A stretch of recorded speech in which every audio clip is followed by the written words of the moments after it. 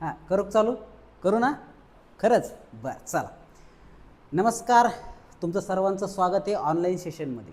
Okay, तुम्ही सगळे सध्या वेगवेगळ्या कंपनीमध्ये काम करत आहात. तुम्हाला जसा वेळ भेटेल त्या पद्धतीने तुम्ही ते बघायचं आहे आणि ज्यावेळेस तुम्ही वापस याल त्यावेळेस आपण लाईव्ह ऑफलाईन क्लाससुद्धा घेणार आहोत. तर हा ऑनलाईन सेशनचा एक डेमो सेशन आहे. ओके, तर बघा ए सी मशीन हा सब्जेक्ट तुम्हाला अतिशय महत्त्वाचा सब्जेक्ट आहे.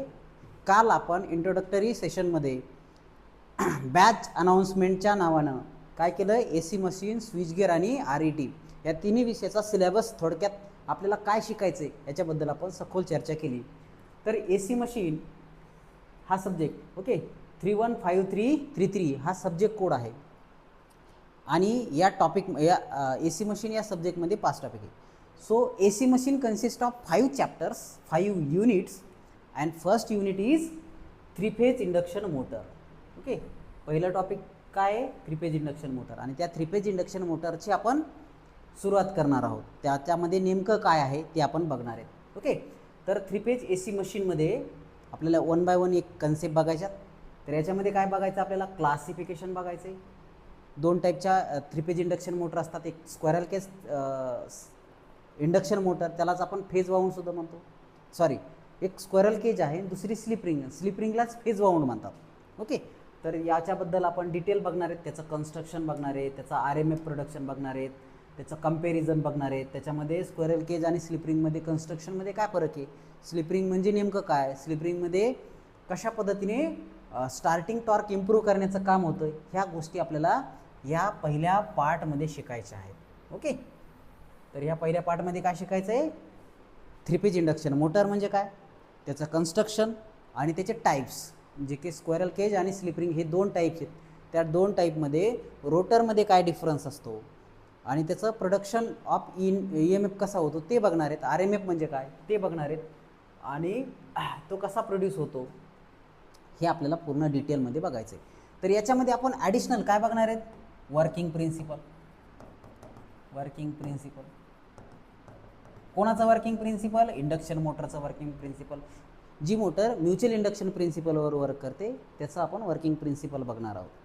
ओके, हे पहिल्या सेशनमध्ये बघायचं आहे. कशामध्ये, 3-phase AC मशीन म्हणजे फर्स्ट चॅप्टरचा पहिला पार्ट. ओके, त्याच्यानंतर दुसरं काय, रोटर बिहेवियर अँड रिलेशन. आता स्क्वेरल केज इंडक्शन मोटर आणि स्लिपरिंग इंडक्शन मोटर ह्या 2 वेगवेगळ्या मोटर आहेत. या 2 मोटर कशावर वेगळ्या होतात, तर त्याच्या रोटरच्या कन्स्ट्रक्शनवरून वेगळ्या होतात. एकाचं रोटर शॉर्ट सर्किटेड असतं एंड रिंगला. ओके, एका एंड रिंगला शॉर्ट सर्किटेड आहे, कोणाचं, स्क्वेरल केज इंडक्शन मोटरचं. आणि स्लिपरिंग इंडक्शन मोटरचं एक जे आहे शॉर्ट सर्किट असतं, दुसरं जे आहे ते ओपन असतं आणि त्याच्यामध्ये काय असतंय, त्याला स्लिपरिंग ॲड केलेले असते. त्याला आपण एक्सटर्नल रोटर रेजिस्टन्स लावतो. कशासाठी लावतो, स्टार्टिंग करंट इम्प्रूव्ह करण्यासाठी लावतो. ओके, तर हे बघणार आहेत आपण. तर स्टँडस्टील कंडिशनला स्लिप किती असेल, रनिंग कंडिशनला स्लिप किती असेल, ॲक्च्युअल स्पीड काय असते, सिंक्रोनस स्पीड NS = 120 F/P ही सिंक्रोनस स्पीड आहे आणि N - NS = NS -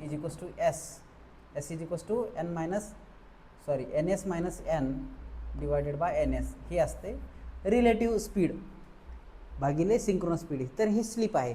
तर स्लिप कन्सेप्ट काय आहे, सिंक्रोनस स्पीड कन्सेप्ट काय आहे, ॲक्च्युअल स्पीड ऑफ रोटर म्हणजे काय, फ्रिक्वेन्सी स्टेटर आणि रोटरची फ्रिक्वेन्सीमध्ये कसं व्हेरिएशन निर्माण होतं, पॉवर फॅक्टर काय असतो, स्टँडस्टील कंडिशनला म्हणजे ज्यावेळेस मोटर थांबलेली असते त्यावेळेस ह्या पॅरामीटरचं बघायचं आहे आणि रनिंग कंडिशनला त्याचे पॅरामीटर बघायचे. तर ह्या सगळ्या गोष्टी आपल्याला rotor behaviour and relationship between them याच्यामध्ये बघायचं. ओके, काय शिकायचं हे समजलं. आता बघा नेक्स्ट आहे slip and their measurement, slip measurement method. तर NS - N / NS, तर हे आहे स्लिप. ओके, स्लिप म्हणजे सप्लाय दिला की स्टेटरची RMF रोटेटिंग मॅग्नेटिक फील्ड तयार होते आणि ती मॅग्नेटिक फील्ड फिरते आणि ती magnetic field stationary conductor of rotor यांना कट केले जाते. रोटरमध्ये EMF तयार होतो आणि रोटर फिरते. तर हा वर्किंग प्रिन्सिपल आहे. तर स्लिप कशा पद्धतीने तयार होते, त्याला मेजर कसं करायचं, त्याच्या वेगवेगळ्या टेक्निक आहेत. तर पहिली टेक्निक आहे टॅकोमीटर किंवा टॅचोमीटर. टॅकोमीटर काय असतं तर रोटेटिंग मशीनला आपण त्याचे दोन प्रकार आहे, एक कॉन्टॅक्ट टाईप टॅकोमीटर आणि दुसरं नॉन कॉन्टॅक्ट किंवा डिजिटल टॅकोमीटर आपण ज्याला असं म्हणू. ओके, सिग्नल बेस असतं ते. ओके, तर सिग्नल बेस टॅकोमीटर, डिजिटल टॅकोमीटर किंवा त्यालाच नॉन कॉन्टॅक्ट टाईप टॅकोमीटर म्हणतात आणि दुसरे कॉन्टॅक्ट टाईप टॅकोमीटर. याच्यामध्ये प्रत्यक्ष काय केलं जातं, रोटरची स्पीड मोजली जाते आणि सिंक्रोनस स्पीड या फॉर्म्युल्याने काढायची. रोटरची स्पीड ॲक्च्युली मोजून काढायची आणि त्यापासून स्लिप मोजायची. ओके, तर स्लिप मेजरमेंटची पहिली मेथड. दुसरी मेथड आहे स्ट्रोबोस्कोप. हा एक स्पेशल इक्विपमेंट आहे. तो जसं तुम्ही कोरोनाच्या काळामध्ये अशा तुमच्या डोक्याला असं इक्विपमेंट लावायचे आणि त्या इक्विपमेंटवरून काय काढलं जायचं, टेम्परेचर काढलं जायचं की किती ताप आहे त्याला. तर त्याच पद्धतीचं एक स्ट्रोबोस्कोप नावाचं डिव्हाइस आहे आणि ते डिव्हाइस त्या मशीनला तिथं लावायचं आणि त्यानं काय होईल, एक व्हाईट पट्टी आणि पांढऱ्या पट्टीचं एक डिस्क असते, त्या डिस्कवरून तुम्हाला त्याची स्पीड आपोआप कळेल.